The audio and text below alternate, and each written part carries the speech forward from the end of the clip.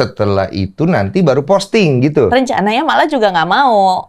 Nggak usah diposting. Iya. Tapi lu live di RCTI. Jadi gini, tar dulu. Jadi ini ada cerita lucunya. Silakan, iya. Jadi pas waktu itu kita memang ada merencanakan nikah, semuanya tuh pakai atas nama, ada kita sebut Cimei. Cimei itu orang dari Brand Story, vendor.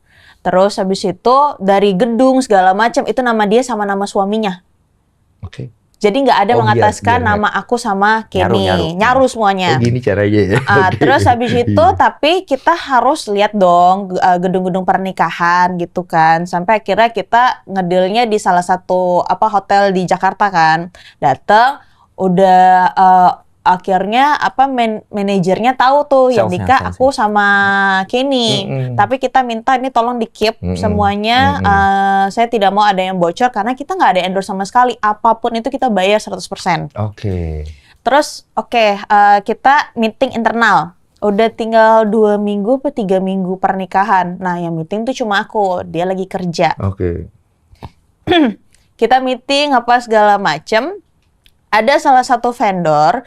Dia telat masuk, datang dia duduk, dia posting share di TikTok apa di mana gitu, cuma posting ini doang, apa sih namanya sayang? Technical meetingnya, sheetnya. Iya, sheetnya doang. Namanya Kenny dan Manda, nggak ada nama panjang kan? Kenny bisa Kenny siapa aja, Manda bisa siapa aja. Oh dari situ awalnya. Dari situ dia posting yang ngeliat tuh baru dikit doang gitu loh awalnya.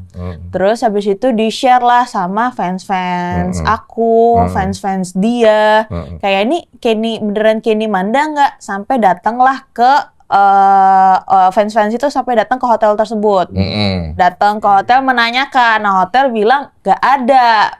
Iya di skip silent nih. Skip silentin semuanya. Nyampe lah. Akhirnya udah kita masih semuanya aman. Terus aku kan minta izin. Pokoknya kita sebar undangan tuh 1 minggu sebelumnya sayangnya. Enggak, lebih lah. 2 mingguan lah. Enggak, tanggal 29. 29 kita sebar nikah tanggal 10. Ya semingguan lebih lah. 2 minggu lah kira-kira. Terus habis itu kita sebar undangan, tapi semuanya udah dibilangin tamu undangan, maka kita tamu undangannya dikit sekali. Iya, nggak banyak. Berapa sih tamu undangan? 120. Sampai 130. 120 ya? Iya, dan itu memang keluarga semua. Iya, intim. Intim banget, dan maksudnya jadi kalau kita komunikasi jangan di-share dan mereka pun juga paham sekali gitu. Bisa diarahkan lah. Bisa banget diarahkan. Nah, terus abis itu singkat cerita, aku minta bilang ke manajernya, pokoknya kasih taunya Kenny harus keluar kota urusan keluarga. Gak dapet izin. Kenapa? Dari pihak PH. Stripping kan begitu. Stripping, gak dapet izin. Kenny nggak bisa izin karena ini ceritanya lagi di Kenny gini. Kenny nggak boleh sama sekali dapet. Iya. Kayak bener-bener orang kantor ngasih tahu Kenny sama sekali nggak bisa. Nggak bisa. Aduh gimana nih, Kenny pusing, manajernya pusing. Aku telepon akhirnya, telepon orang kantor. Abis itu minta tolong dong, Kenny, kenapa kok minta tolong ke kita pakai atas nama Kenny? Udah izinin aja minta tolong, aku mohon-mohon gitu kan. Terus habis itu ada apa emang yang nggak bisa Manda, Kenny gini-gini. Akhirnya aku langsung to the point, ya gue mau nikah terus mau gimana kalau misalkan nggak dapet izin. Emang udah jalannya sih. Akhirnya pas mereka tahu udah mau nikah, aku kasih tahu undangan. Ada salah satu beberapa orang kantor akhirnya diundang.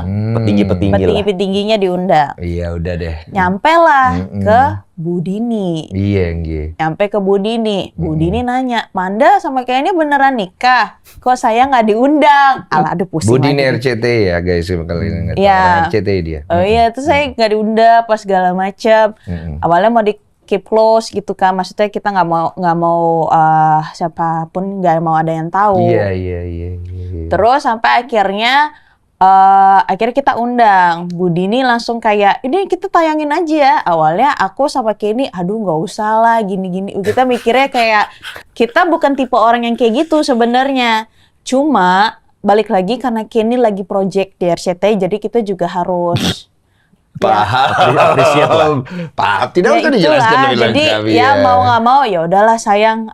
Maksudnya, ya ini hari berbahagia.